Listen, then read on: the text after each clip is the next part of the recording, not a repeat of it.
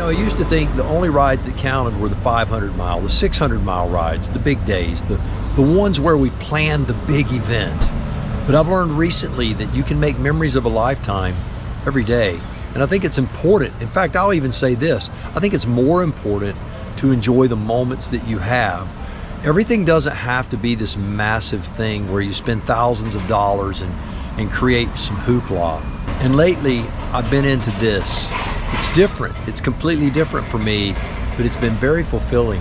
But I'm going to share with you some reasons why these rides are so valuable and why you're going to love them so much once you really grab that concept and hang on to it. It's going to make your life better. And that's a good thing. So right now, this is my worldview.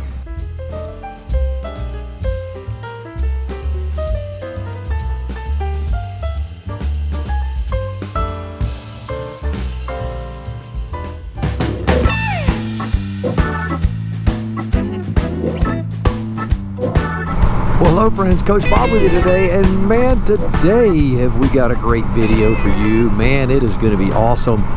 It's about not having to chase the big miles. You don't have to chase them all the time. You can enjoy these little short jaunts out into society, where we go out and just enjoy the beauty of what we lovingly call the motorcycle. And so often on this channel we call the Can-Am Spyder, or the Canyon, or the Riker, or the F3. Because we do have a lot of folks here in this neighborhood that ride the Can-Ams. But before we get going on all that, I want you to do me a favor, give the video a big old thumbs up, share it with your friends, subscribe to the channel, all that jazz. Leave a comment on your comment, then start yapping. You know I would appreciate it. All right. So one of the very first things that we need to talk about is one of the barricades that come between us and being able to enjoy these beautiful short jaunts, these little 20-30 milers, the idea to just go get a cup of coffee, to go have a pastry, that sort of thing. One of the things, I'm going to plead guilty, I'm going to lift this a little bit, my glasses are fogging a little this morning. One of the things we give into is the pressure of social media influencers. Yep, and I know I'm one of those guys. I have a hard time believing that I can influence anything, because I can't even, I can't even get Coach Vic on the back of this thing, so I can't even influence her to do that. So who am I to say anything? But I believe that social media influencers, sometimes, very often, they show these, I did 1,000 miles a day for 30 days in a row. I went from Key West to Maine. We did that. It was great. It was a wonderful trip. I went from Atlantic to Pacific Ocean in 4 days, and we did that as well. So I want you to know that although all of those things are cool, this is cool too. I mean, right now it is just absolutely a beautiful, beautiful morning. It's in the 70s. That for us, that's nuts. The heat index every day out by the pool has been 114 to 116 for the last week. It's been brutal. So I really wouldn't want to be out doing 1,000 mile day in this anyway. So don't let people tell you that it has to be a big mile day. We have friends of ours who often trailer their Spyder to a place and then ride it. I used to kind of look down my nose at that when I was a young dude. I'd be like, why have it if you're not riding it? But as I've gotten older, I've learned that a lot of the beauty is just going out and riding these small little jaunts. And you know what? If you don't want to suffer in the heat or the cold or the rain, man, don't let people tell you that you can't have fun on the short rides, because you can. All right, so that's the first thing, is that little barricade. We need to do away with that. Will you look at this canopy of trees? Is that absolutely spectacular? We got the sun coming up over here. We got this beautiful canopy of trees. It's nice and cool. Oh man, it just doesn't get any better than this.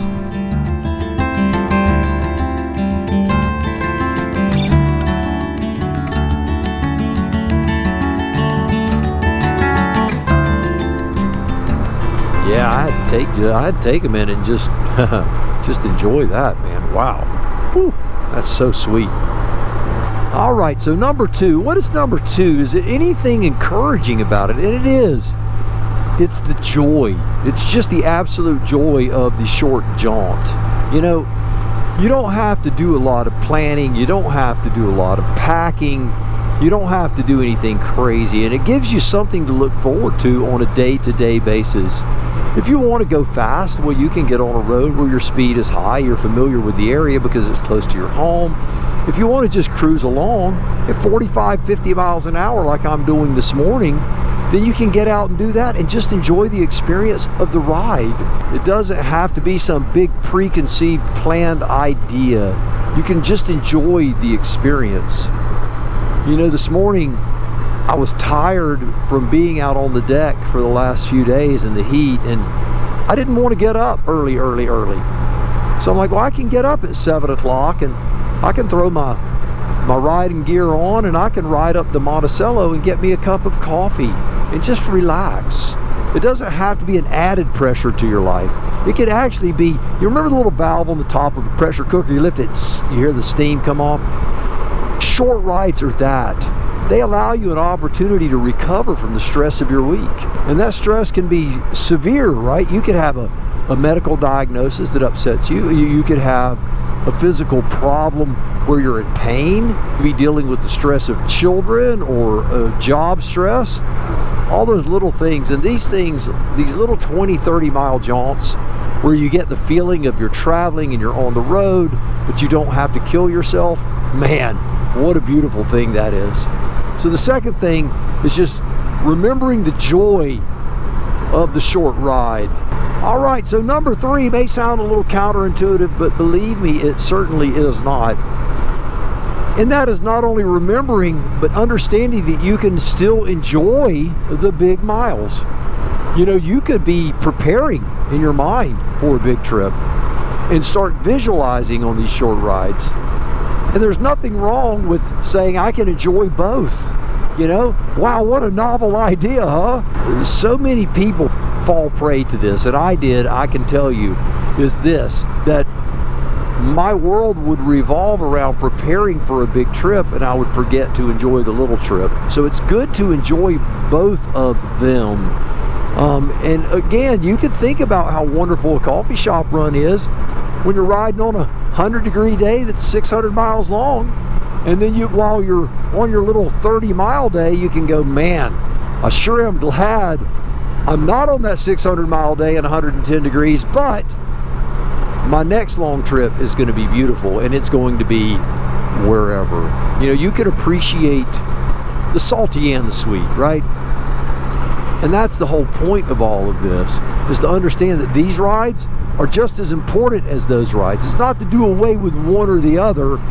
It's to understand that riding a motorcycle, it's an experience.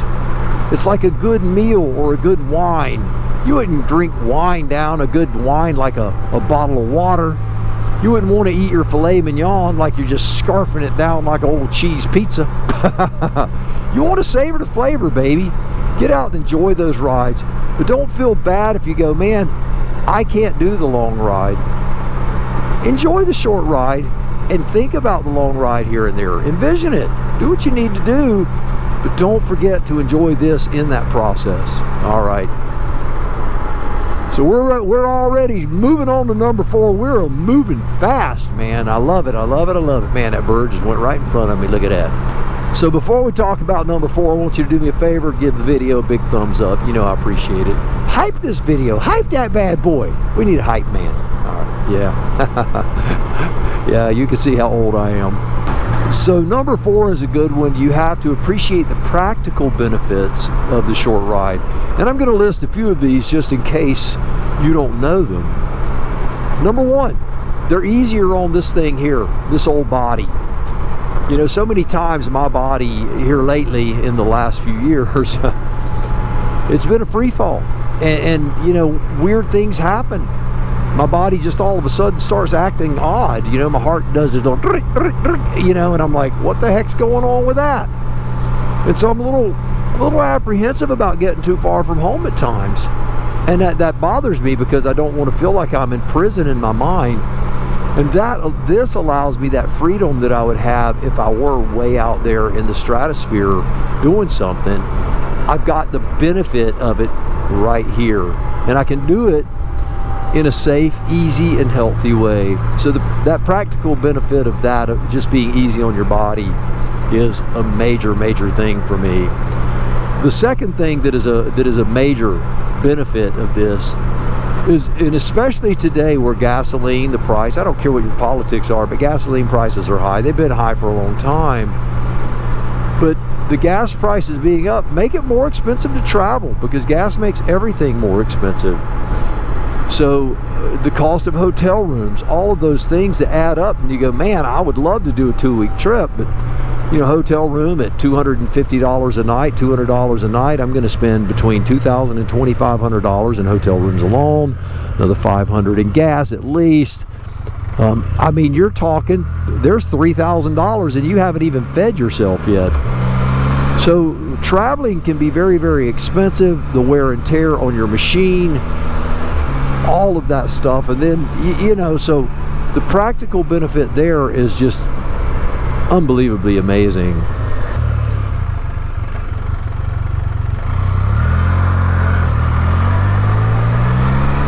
Another practical benefit is this, like today, for the next 10 days, it's supposed to rain on and off for 10 days.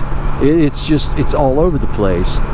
And so I can find a weather window. Like right now, there's a nice weather window, but in 2 hours, we're going to have a thunderstorm going on here, and I'm not going to be able to ride, or I can ride if I want to ride in a blinding thunderstorm.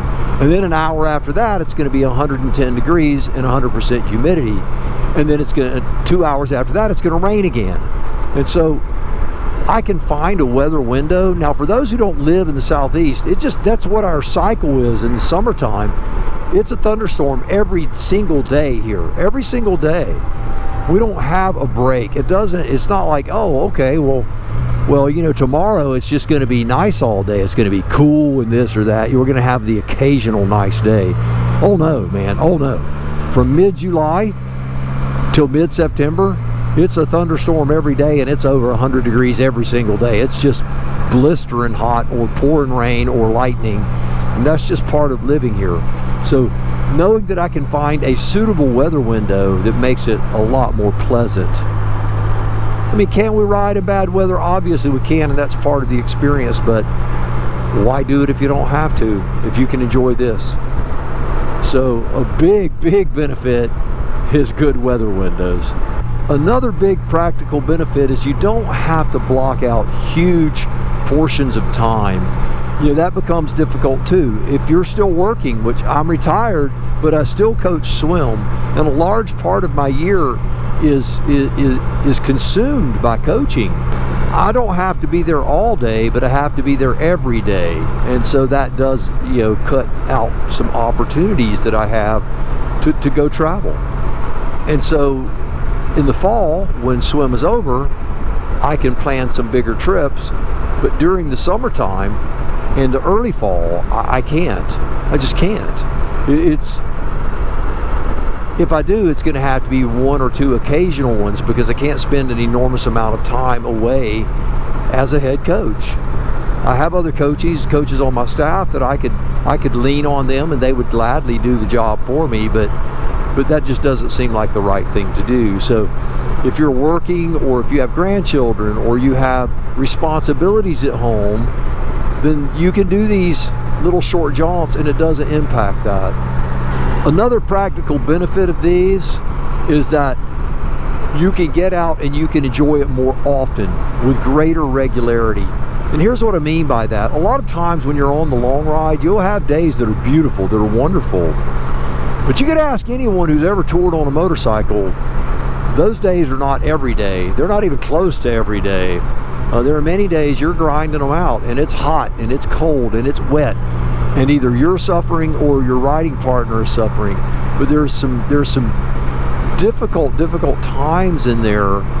But with these, every one is enjoyable because you've planned it and you know that it's going to be this, and because it's that little snapshot, you actually have something to look forward to that is going to be as fulfilling as the idea itself. Many times we build this grandiose idea of what touring is going to be like, and we go, holy cow, man, this is way more difficult than I thought, and way more expensive than I thought, and way more exhausting than I thought. And I'm not trying to talk you out of big miles. I just think that as social influencers, what we do, we build this thing up that's very unrealistic, and we go, you can't enjoy it if it's not this big expedition. If you're not climbing Everest, then Kilimanjaro is not worth it. That's what I'm saying. By the way, you can hike up Kilimanjaro. That's why I say that. Also, doing them every day. When you're having a bad day at work today, you can go, man, you know what? Tomorrow I have time in the morning. I can do it tomorrow morning. I'm going to go for a ride. And you look at your weather window and you map it all out, or you go, no, it's not going to work in the morning. I can do it tomorrow evening when I get off work. And you get home from a long day at work, and you strap up, you get on the scooter, and you go, and you enjoy it. And the last practical benefit is this one. You stay sharp on the motorcycle. You stay sharp on your Spyder, your Canyon, your Riker, your F3, your Harley, your Suzuki, your Triumph. Whatever you ride, you stay sharp on it because you're riding, you're staying consistent. You know, one of the things that we had when I was working in the agency, that's the Federal Aviation Administration, when I was working in the agency that we had was proficiency training. You know, proficiency training was boring. It really was, because, you know, you're doing the same mundane things over and over again in order to stay proficient for when the bad thing happens, because invariably in the end it will. And you know that. And as a controller, you need to be prepared for it. You need to make sure you make the right decisions when other people's lives are on the line. And that consistency here, keeping you sharp on this, is the same thing. The only difference is it doesn't have to be mundane and boring. It can be fun. I'm smiling saying that because right now I am doing proficiency training. I'm staying sharp on the machine, and that's important. That mind-muscle connection. We do it daily. Practice your techniques, your steering techniques, your pushing or pulling, not pushing and pulling. Practice your body position, your posture, your awareness, all of that stuff. Those things are important. Your scan, those are the things that are going to save your life, whether you're on a short trip or a long trip. But you can have fun while doing it, and that makes it all worth the while even more. All right, well, in closing, let me say this. The big miles are great. The big miles are beautiful. Heck, the big miles can even be fun. They can be exhausting and everything in between. But the point is, you don't have to chase them. You can enjoy this.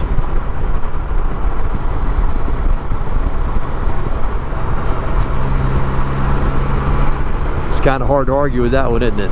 Man, I'm going to tell you right now, my favorite rides are these rides. You know, I've often said, what is your favorite motorcycle? The one I'm riding. What is your favorite ride? The one I'm on. I do these rides 4 times a week minimal. 4 times a week. It's crazy. I'm not always on the Can-Am. I'm on other motorcycles too. But I do them 4 days a week. I love to ride.